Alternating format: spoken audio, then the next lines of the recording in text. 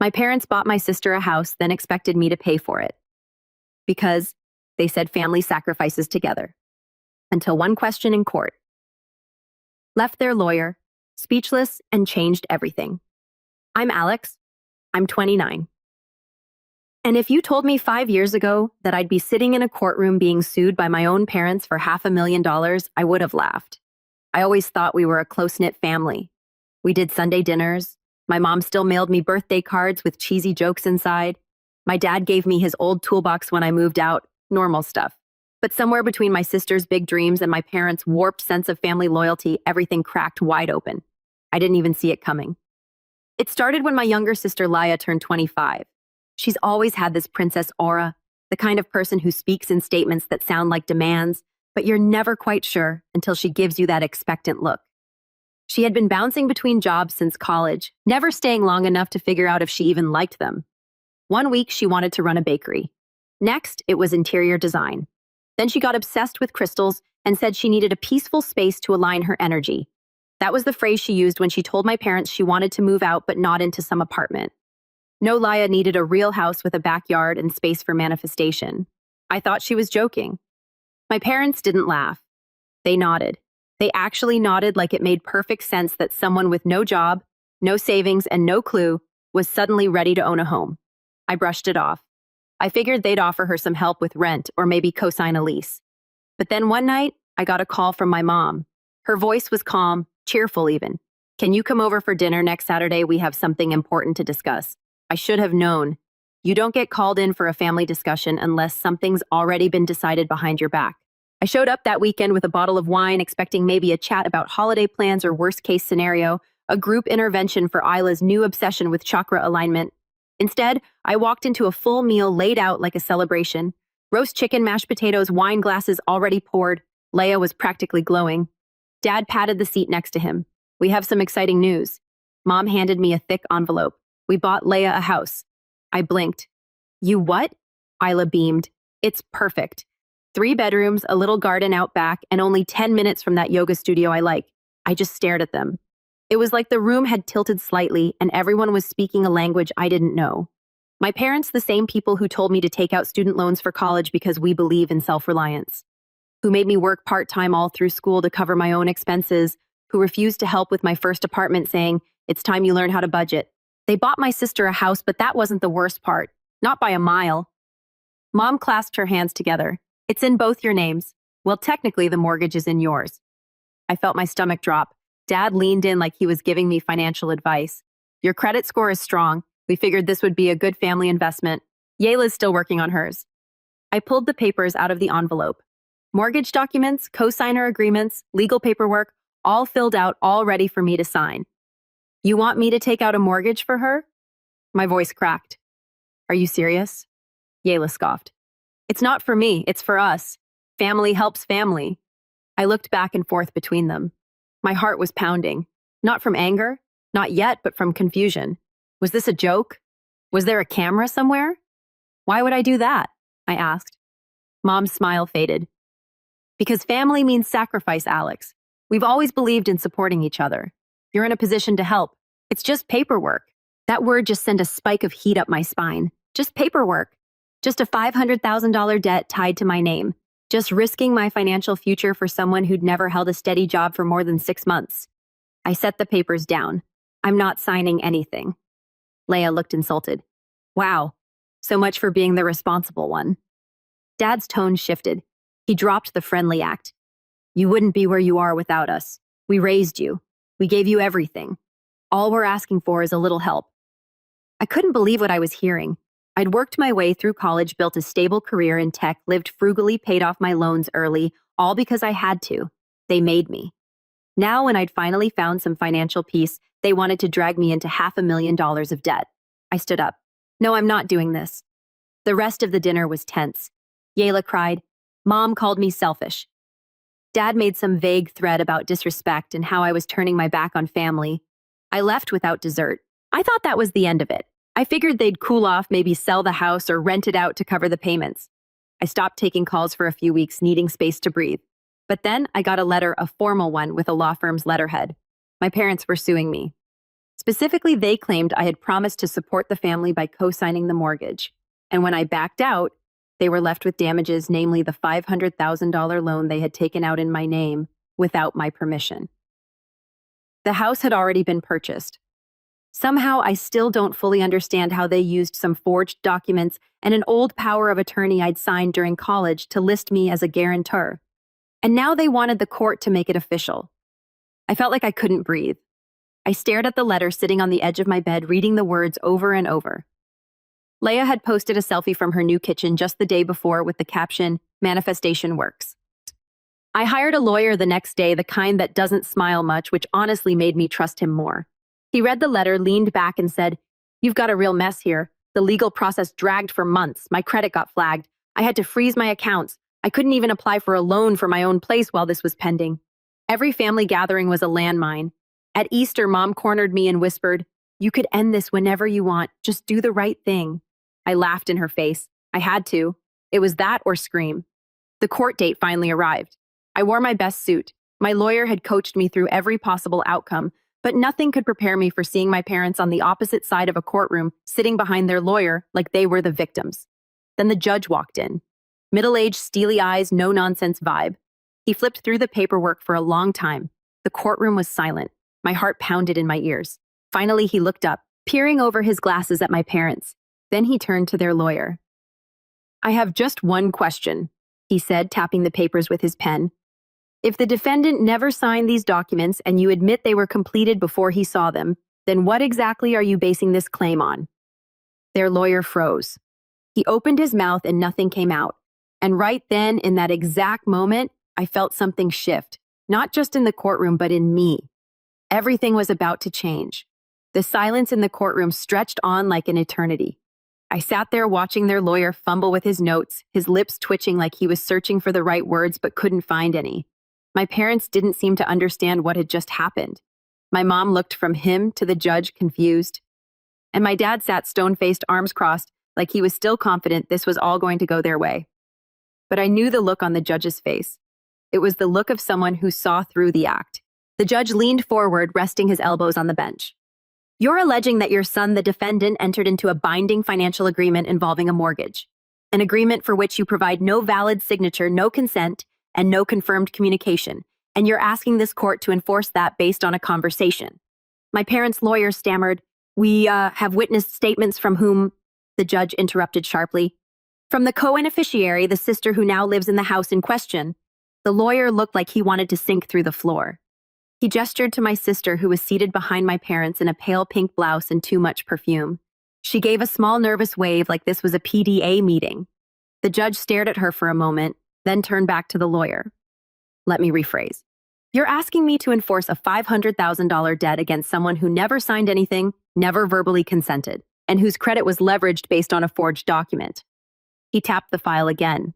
A document, I might add, that was based on a 10-year-old limited power of attorney for a completely unrelated matter. My lawyer didn't even need to speak. He just glanced at me, then sat back and let the judge keep going. "What I'm seeing here," the judge said slowly, deliberately, "is a pattern of entitlement, poor judgment, and at the very least, fraudulent behavior. If I dig further, I may find cause for criminal charges, not just a civil dismissal." My mom visibly palled. My dad shifted in his seat for the first time. The lawyer raised his hands. "Your Honor, perhaps we could." "No." The judge snapped, voice sharp and cold. "You've wasted this court's time with a frivolous and frankly insulting case. This is an abuse of the legal system. Unless you can produce actual evidence within the next 5 minutes showing this man willingly accepted $500,000 of liability, I am prepared to rule on this today." The lawyer turned and looked at my parents like he wanted to strangle them. My mom whispered something panicked, her eyes darting around the room. My dad just shook his head. I could tell he still didn't understand. In his mind, family meant ownership. If he raised me, he owned a piece of me. If they paid for school lunches and took me to soccer practice, they were entitled to my bank account forever. It made me sick. The judge stood up. "I'll give you 5 minutes to confer. After that, we'll reconvene for my ruling." They huddled with their lawyer, whispering intensely. My sister sat alone behind them, staring down at her phone. She didn't say a word, no apology, no guilt, just scrolling through her notifications like she wasn't sitting in the middle of a disaster her entitlement had caused. I I felt nothing toward her in that moment, not even anger, just emptiness. My lawyer leaned toward me and murmured, "They're going to fold. They'll offer to drop it before you can sue them for damages." I didn't say anything back. I was still trying to understand how we got here, how the same parents who used to pack my lunch every morning could look me in the eye and try to ruin my life to cover their poor financial decisions. All for Leia, always for Leia. The judge returned to the bench. "Mr. and Mrs. Bradford, do you wish to proceed?" Their lawyer stood up slowly. "Your Honor, after reviewing the documentation, the plaintiffs would like to withdraw their claim." The judge nodded. "Very well. Case dismissed." I felt a weight lift from my chest that I didn't even realize I'd been carrying. I hadn't lost everything. My credit would recover, my finances would bounce back, but my relationship with my family, that was a different story. As I stood to leave, my mother rushed up to me, grabbing my arm. "Alex, please, you don't understand what kind of pressure we've been under." I pulled my arm free. "I understand perfectly," I said. "You saw me as a bank account, not a son." She looked like I'd slapped her. Dad didn't say a word. He just glared at me like I'd betrayed them, like I was the one who had dragged them into court. And then behind them, Leia stood. She opened her mouth as if to say something, maybe to apologize, maybe to justify. But I walked past her without stopping. She didn't follow. That night, I sat in my apartment, small, rented, nothing fancy, and let it all sink in. I had no family now, not really. Not the kind that loves unconditionally. But I had something better. I had freedom. I had peace. I had control over my own life. And tomorrow, I'd be making a phone call that would change everything for them. Because while the civil case was dismissed, my lawyer and I weren't done yet. The next morning, I woke up before the sun. I hadn't slept much, but my mind felt clear in a way it hadn't in weeks, months even. The last of the courtroom's echoes still rang in my head, the judge's voice calm but sharp, my mother's voice desperate, Leia's silence, but there was no guilt, no second viewing, just quiet resolve. I made coffee, sat at my tiny kitchen table, and opened my laptop. I still had the folders, every document, every forged signature, every transaction involving my name. What they'd done wasn't just a betrayal. It was fraud, identity theft, bank fraud. And while I'd always seen myself as someone who avoided conflict, someone who didn't push too hard or rock the boat, that person didn't live here anymore. I opened an email draft to my lawyer. Subject line, next steps, attached every file I had, mortgage paperwork, bank statements, power of attorney from college that they'd misused, screenshots of texts, notes from every call I'd had with them since this mess began, everything. Before hitting send, I hovered for a second. Was I really going to do this? Then I remembered sitting in the bank weeks earlier, trying to figure out why my credit report had a $500,000 mortgage I'd never applied for. I remembered the pit in my stomach, the sweat in my palms, the rising panic, the feeling of being trapped. I hit send. Within an hour, my lawyer responded, "Let's talk today. We'll start with filing a police report and a complaint with the Consumer Financial Protection Bureau. If they want to play games, they chose the wrong one." I closed the laptop and sat back. This wasn't about revenge anymore. Not entirely. It was about justice and making sure they never did this to anyone again. A week passed before anything major happened. My parents didn't reach out. Neither did Leia. I heard from a distant cousin that they were laying low and that Leia had stopped posting her usual daily affirmations and boomerangs from her back patio. I hadn't told anyone what was coming. Not yet. Then I got a call. Mr. Bradford said, a deep, serious voice. "This is Detective Moretti from the Financial Crimes Unit. We've received your attorney's documentation. I have a few questions for you." He was calm, direct, and surprisingly patient. He asked if I knew when the forged documents were submitted, if I had any evidence that my parents had access to my old paperwork, and whether I'd ever agreed verbally or in writing to be involved in the mortgage. I told him everything. He said, "This isn't going away quietly. If what you're telling me checks out, and so far it does, there could be felony charges. Just be prepared for pushback." Pushback came 2 days later. My mom showed up outside my apartment. She was standing there when I came home from work wearing one of her good coats, holding a Tupperware of homemade soup like we were still on good terms. "Hi, sweetheart," she said softly. I didn't say anything. Just walked past her, keys in hand. She followed. "Please don't do this. Your father is already stressed. Leia's devastated. I unlocked my door but didn't open it yet. You forged my name on a $500,000 mortgage." Her expression flickered. "We didn't forge anything. We filled out the forms and submitted them without telling me." She looked around like someone might be watching. You know your sister needs help. She can't do this alone. You're the only one who's ever been successful. Is this really what you want to destroy your own family? I turned and looked her dead in the eye. You already destroyed it. Her face collapsed. She reached out like she wanted to hug me, but I stepped back. You sued me. You lied to the court. You tried to ruin my life. And now that the spotlight's on you, suddenly I'm your son again. Her voice cracked. We didn't think you'd go this far. That was it. That sentence. They didn't think I'd fight back. I opened the door and stepped inside. Go home, Mom, and get a lawyer. I shut the door behind me. That night, I got a call from Leia. I hesitated before picking up, but I needed to know what she'd say. Her voice was small. No smugness, no spiritual buzzwords, just a quiet, "Can we talk?" I didn't answer right away, she added. I didn't know they used your old documents. I thought you'd agreed to it like off the record. You thought I agreed to take on $500,000 of debt and just didn't show up to the closing. I don't know, Alex, she snapped suddenly. They said you were fine with it. I trusted them. They're our parents. I let the silence sit. Then I said, that trust is how they get away with everything. She exhaled. They're freaking out.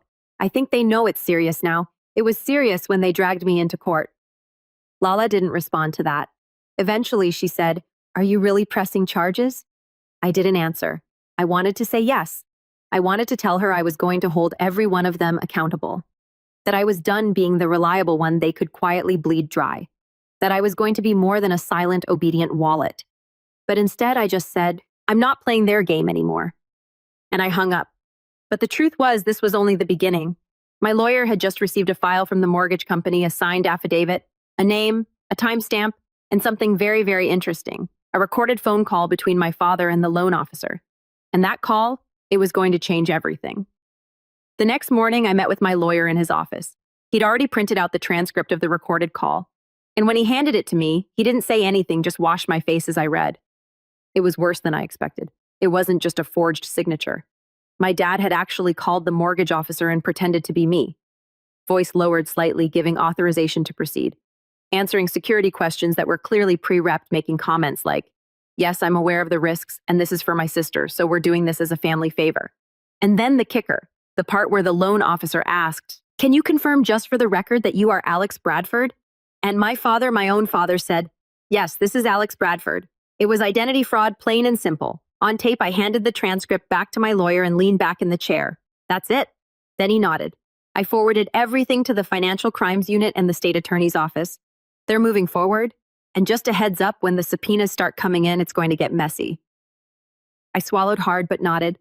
Good. Over the next 2 weeks, things moved fast. The bank's fraud department launched their own internal investigation.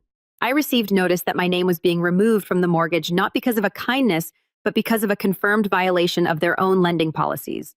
The bank wanted nothing to do with the mess my parents had created. And then the real storm hit.